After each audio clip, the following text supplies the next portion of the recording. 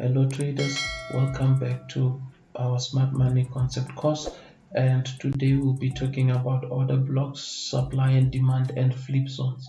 Let's get to it.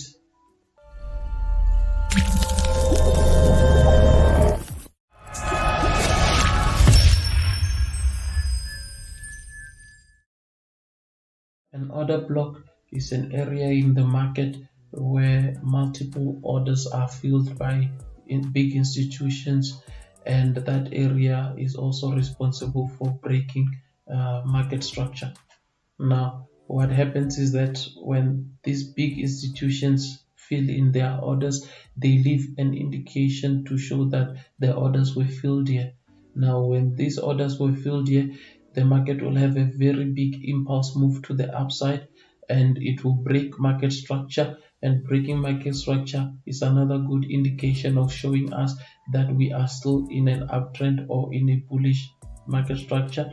And when the market returns in that area where the order block is, or where the orders were filled, the market does not really pass through that order block, but the market tests the order block and it goes back up because more orders will be filled in here again, right? That is what an order block does, and I will show you more examples on the chart so that you know how an order block looks like in real life. Now, there are a few things that we have to consider before drawing a functional order block, and those few things are things that I have spoken about in the previous video. So if you haven't watched those previous videos, please go and watch those previous videos so that when I point out something like break of structure, you will know exactly what I'm talking about. So let's go over to the chart and I will show you some examples. Here we are on a Euro USD chart, and this is a 1 hour time frame, and there are a few things that we have to look for before we can identify an order block. And the first thing that we have to look for, we have to know the type of market structure that we are on. That is to say whether we are on a bullish market structure, a bearish market structure, or we are ranging. Now, the second thing that we have to find out after knowing the market structure, we have to find a break of structure. I'll call it BOS. And after finding a BOS, that is when we can now highlight our order block. I'll just say OB. Now, these two things I've already spoken about them on the previous videos. Now, if you do not know what market structure is and break of market structure is, please refer to the previous videos and then you can come back and watch this one. Now, let's keep this information here. Now, let's look for market structure. Now, we can see right here that we are in a bullish trend and our market structure is bullish because we have a high here that was broken here to form this other high, and this one was also broken here to form this high, and it was broken to form another high, and so on and so forth, and we keep on breaking to form higher highs. And that is the reason why I'm saying this market is in a bullish market structure. Right now, after seeing that the market is in a bullish market structure, the next thing to do, because we want to take a trade right here, is to identify a current break of structure. Right, you can see that the market keeps on breaking structure. You see this structure was broken here, but we will not consider this structure here. We will consider that one because this is also broken, and this is the high, the previous higher high. You can see these highs are not higher than this one, so we will use this one. Right now, here we are on step number 2, which is identify the break of structure, and this is the break of structure that we have here. Right, and I'll name it BOS. Now, this break of structure here, after highlighting it, we have to now come and look for a order block. Right, Now an order block will be seen by being the last candle before an upwards impulse, right? The last bearish candle before a bullish impulse. Now if we were in a downwards market, this order block was going to be a last bullish market before a bearish impulse. But because we are in a bullish market structure, here we will have to highlight the last bearish candle before a bullish impulse, and this last candle here will be our order block, and I will name it order block, right? Order block buy, because we want to buy when the market gets here, right? Now you see we have this other candle here, right? But in the way that I trade, I do not highlight this candle as an order block, because I have other rules that I have to follow, so that I highlight a candle as an order block, right? And the other rule that I use is that you must have an impulse move, right? Now an impulse move is seen by multiple bullish candles leaving an order block, right? And here you just have one such candle and not many candles. It is good if you can have 3 candles closing above this candle, like this candle, this candle, and this candle are all closing away from this candle. That will be a very good indication of you having an impulse move, and that will mean that we have institutions putting their trades there. Now what we do is that we wait now for the market to come back to our bullish order block, and then we will take our trade there.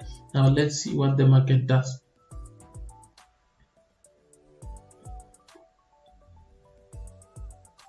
Now you see the market is playing around, and let's see if it will get to that order block. Okay, didn't get there. We are still not in the position. Let me increase this and see. So right now as it is, we are still not in the position. Now there we go, now the market came here and it tapped inside our order block. Now when the market is tapping there, it is going to find that we have our positions ready here, right? And our stop loss will go just below this order block, and our position will be ready here, and we will have different targets. Others will target 1:2, and others will target 1:3, and others will target 1:4, right? And after the market has tapped here, it has put us in this trade, and we will be hitting our targets, take profits. There we go, there is a take profit if you had a 1:4 risk to reward ratio, right? Now that is how an order block works. We'll do many examples as we continue with the course, and we will see how we can easily spot many order blocks, right? So now let us go on, and I will show you how I mark my areas of supply and demand, right? Let us start right here with this candle that I was telling you that I do not consider it as an order block, right? Now in cases where we have the market moving up and there's multiple bullish candles, and you just have one candle right here which is a bearish candle, I consider that my supply or demand candle. But because we are going up, this will be a demand candle, right? I consider this a demand candle. I know many people don't do that, but I will show you as we continue with the course the reason why I highlight such candles as areas of demand, right? So this one will be a demand candle, and let's make it red because we buy on demand, right? Now this will be a demand candle. Now if we were on a downtrend and we have multiple candles going down, we're going to mark that as a supply candle. Here's another demand candle. We'll mark it as a demand candle because this candle is just the only one. You can see we are going up. We have impulse candles going up, and out of nowhere you just find this candle showing up. Right, here's another one. We are still in this upwards impulse, and this candle out of nowhere just shows up, right? And it's just sitting there on its own. I call that a demand candle, right? If we just keep on looking, you see here we are on a downwards move. This is an impulse to the downside, and you see that we just have this bearish candle, this bullish candle out of nowhere sitting there, right? We highlight it, and this one will become our supply candle, and we highlight it in red because we sell in supply. Now, besides those small candles that are just found when there's an impulse move to the downside and you find one bullish candle in between, or there's an impulse move to the upside and you find one bearish candle in between, besides those ones, I also highlight my supply and demand just like how everyone else does it, meaning that I highlight my supply at the top of the market and my demands at the bottom. So this will be my supply, and I will color it in red because we sell when the market gets to the supply. And down here I will highlight my area of demand because and I will highlight it in green because that is where we buy. When the market gets here, that is where we are buying. So whenever the market gets to the demand, we expect that market to turn and go up, and when it gets to the supply, we expect it to turn and go down. Right now, the market will always move from an area of supply to an area of demand, or from an area of demand to the area of supply. But sometimes the market will turn before getting to such areas that we are referring to as supply and demand. And the reason for that is because when the market is moving downwards from an area of supply to an area of demand, it moves, but in the middle it will create other areas of supply as it moves downwards.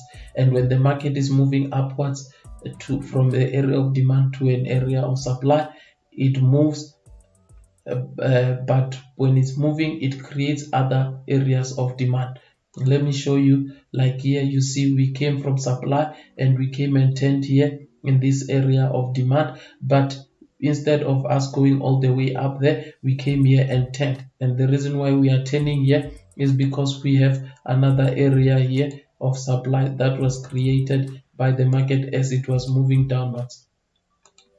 Right, so this will be another area of supply that the market created when it was moving downwards.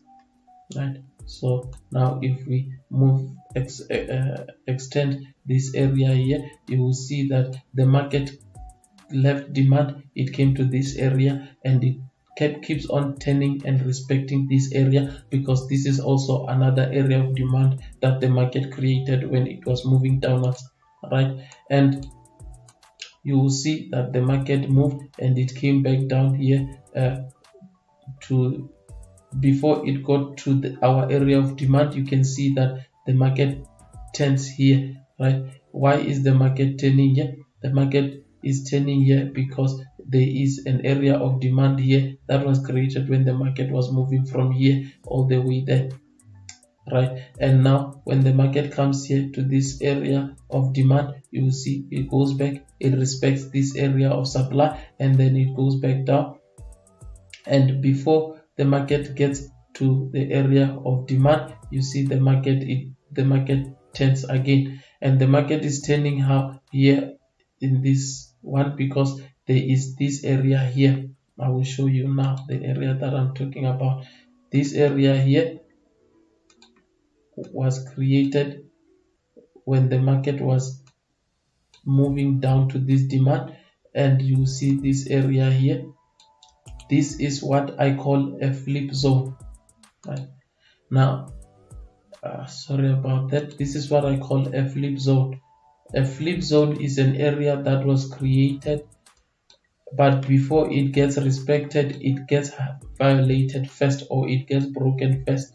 Right now, this is a flip zone. Now You see this flip zone here, this area was created, and when it was created, it got broken here when the market was moving to the supply. When it got broken here, the market went down back, and when it gets to that area, it went up and respected that area, and then it came back again to that area and it respected it, and then it went up.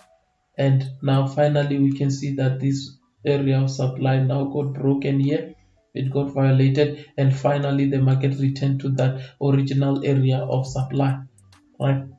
So now if we come here, we'll see that the market came down here, and then when it came here, it didn't go down to our flip zone anymore, neither did it go down here to this area of demand, but the market turned here, and it seems as if the market is just turning out of nowhere, but the market is respecting this zone here, and this is a flip zone as well, all right, because this is a supply that was created by the market, and this supply was broken here. After being broken, it was respected here by these candles as a demand, and after being respected as a demand, it broke this area of supply and it went up there, and returning from up there, the market gets here, and the market doesn't break this flip zone, it doesn't go all the way down, it respects this zone and it goes up. You see, this zone was first created here as a supply, it was broken here, and it was respected here as a demand,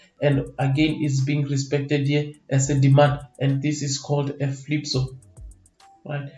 I believe you understand what a flip zone is and how I draw my areas of supply and demand, and also how I draw those other supply and demand areas that are just candles found within a trending market, right? Now like here, you see this one here, this is one such area. You have this impulse to the downside, and you have this bullish candle just sitting here on its own, right? I've explained this already, but I just thought I should show you this example right here. This I call an area of supply as well.